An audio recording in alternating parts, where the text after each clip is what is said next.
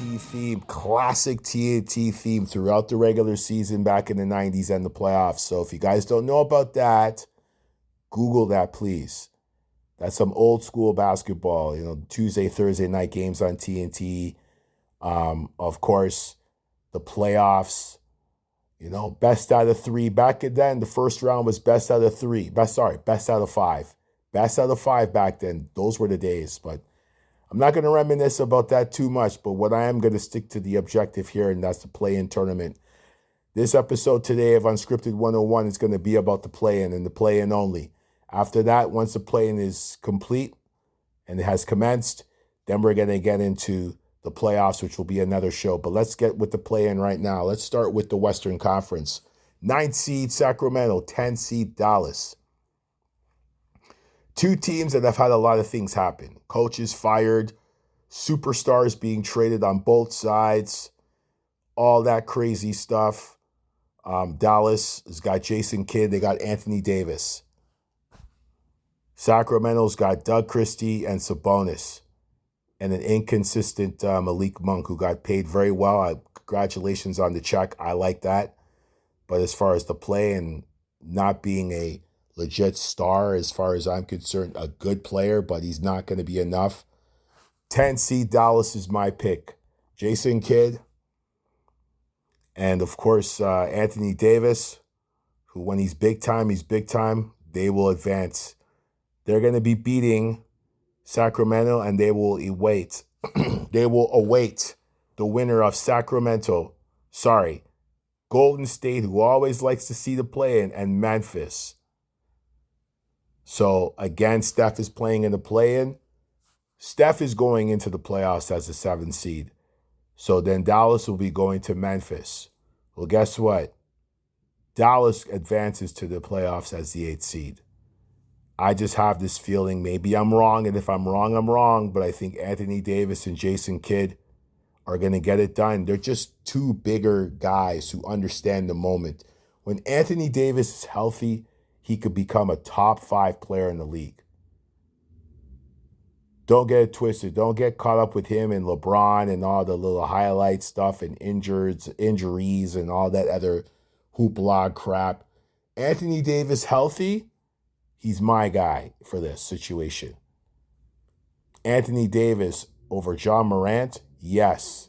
John Morant's great. I love Ja. Ja's my guy. But right now, the pieces around him and the situation in Memphis, I don't see it. And the coach just got fired, trying to get things together. Jason Kidd's been there for a while. He knows what he's doing. He's been there. He's a championship player. He's a championship assistant coach. He knows the game on and off the court. Anthony Davis knows what he needs to do. Golden State and Dallas are your 7th and 8th seeds to the Eastern Conference. First matchup, Chicago at 9. And of course, Miami once again in the play-in at 10. No Jimmy Butler this time. Jimmy Butler's on the other side of the board with Golden State. Hence why Golden State will get into the playoffs as the 7th seed. Goodbye, Miami. Chicago wins. I just don't see it. I think the ride is over. I think Miami is afraid to admit it. Pat Riley's afraid to admit it. I think a rebuild is coming. Spoelstra's great. Spoelstra's his guy, but sometimes you got to look at the situation, look at the schematic, look at what's in front of you. The plate ain't cooked anymore. It ain't cooked right. It ain't cooked at all. It's time to change the meal. Better yet, it's time to change the entire menu. And it's time to change the menu in Miami. I am telling you, if you think I'm not saying trade Bam or trade Tyler Hero, I'm saying yes. It's time for a rebuild. People talk about tweak now. There's no tweaking in Miami. It's over. So Chicago advances. The next game is the 7th and 8th seed, which will be Orlando at 7, Atlanta at 8. Good game. I just wish those two teams just got in at 7 and 8 and done. Because why I'm saying that is because Orlando's going to win that game against Atlanta. I have the feeling. And of course, Chicago's going to Atlanta to get in. Atlanta's going to win. So that's a done deal. Whoever wins or loses, I just feel those two teams, Orlando and Atlanta, will be in the playoffs. 7 to 8 seed. You could flip it around. Those two will be in. Chicago, they're getting there. Miami, it's over. It's time for a rebuild. So those are my 7th and 8th seeds for both conferences. I will get into the playoffs after everything commences. But let me get into something that's interesting too, that was intriguing, that I have to talk about before I close out the show here. So Chris Paul, which I call it a meaningless stat because of where he's playing. So for the first time since 2014, since the 2014-2015 season, Chris Paul has played 82 games. The last time he played 82 games was in 2014-2015, which I just mentioned, where he averaged 34 minutes, 35 minutes, 34.8, 19 points, and 10 assists. This season, where he played a little under 28 minutes, averaging 8.7, 3.6 rebounds, and 7.4 assists. Chris Paul played all 82 games. And my question is, how is that possible? Now, when he was needed in Houston for the 2017-2018 season and for the 2018-2019 season, when him and James Harden were doing some amazing things where they should have beaten Golden State, he only played 58 games both seasons. Both seasons, Chris Paul played 58 games. And I remember the 2018-2019 season playing the 58 games. So I'm like, what's going on here? So I don't know. I don't know. I mean, like I said, his last 82 was 2014-2015 with the Clippers, where he had a good year, double-double year. This year, he had 82 games. And why I say that is that Chris Paul managed to stay healthy under that San Antonio system without Pop, with some good young players. Of course, De'Aaron Fox is there now and a few others. He managed to stay healthy. So that kind of questions and what makes me wonder, like, what's going on in the NBA? He's 39. He's going to be 40 May 6th. May 6th, he turns 40. He's 39. He's one of the oldest players to play 82 games. And there's guys half his age that can't even give you 60. And I know Chris Paul doesn't cheat the game.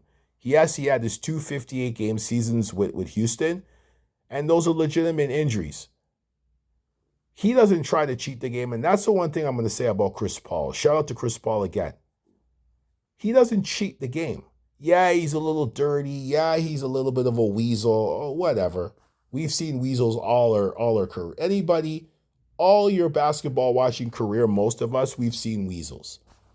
And big respect to him. It sets an example.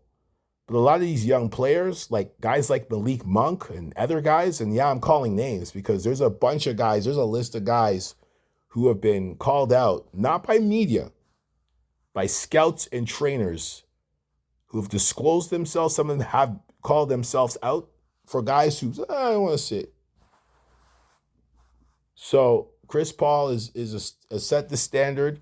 Unfortunately, obviously, Spurs are not going to make the playoffs. Weren't going to make the playoffs. They're still trying to be rebuild somewhat.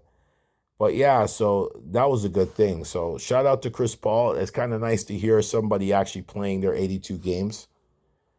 So, but now let me get to the play-in.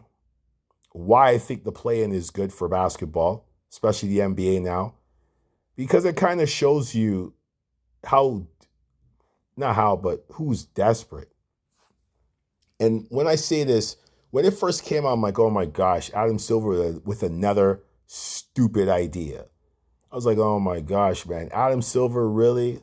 The play-in is already a disaster. The All-Star game is a muck. And then with this idea, I was like, okay. But now I understand it. It's too bad for those guys who are in the play-in, because some of them, it's because of injuries. Some of them, legitimately, it's been a tough year. And then some teams, they deserve to be in the play-in. You want to sit players, you should be in the play-in. I won't call names of teams. One of the teams that's in the play-in right now, there's actually two teams in the play-in right now. They deserve to be in the play-in. Number one, they want to sit guys. And number two, their organization is a mess. So you should be in the play-in. And I'll tell you right now, I don't expect any of these four teams that advance to get past the first round. Maybe Orlando. Orlando, I see something. Maybe. And Golden State because of experience and Jimmy Butler. But when you get to the play-in, it's a wake-up call. If it's not a wake-up call, I don't know what it is. Because not having guys play has been absolutely egregious. It's a travesty watching some of these games this year. So hopefully the NBA playoffs gets everybody's attention spans up a little bit. For me, I can care less. As being a Knicks fan, I know my Knicks have played pretty poorly the last 4 or 5 games due to the fact that they're burnt out. You know, Tom Thibodeau coming out and saying, oh, you know, I'm concerned. Yeah, you should be concerned. You burned the guys out. Yes, the guys should play every game, but be smart with your minutes. Use your bench. Use your roster. I hate this, oh, I'm only going to run 7 guys. What? This is 2025. Get your guys ready for the playoffs. That Detroit series, and I don't want to talk about it too much because I will, it's going to be a tough series. So, anyways, I'll get into that more when I get into the complete playoff edition, which will be after this play-in situation is complete. Excuse me. So, that's a wrap, folks. It's another edition of Unscripted 101, NBA play-in tournament edition. Enjoy the games if you're going to watch all of them, and stay tuned for the playoff edition, which will be right after this. So, folks, take care of yourselves.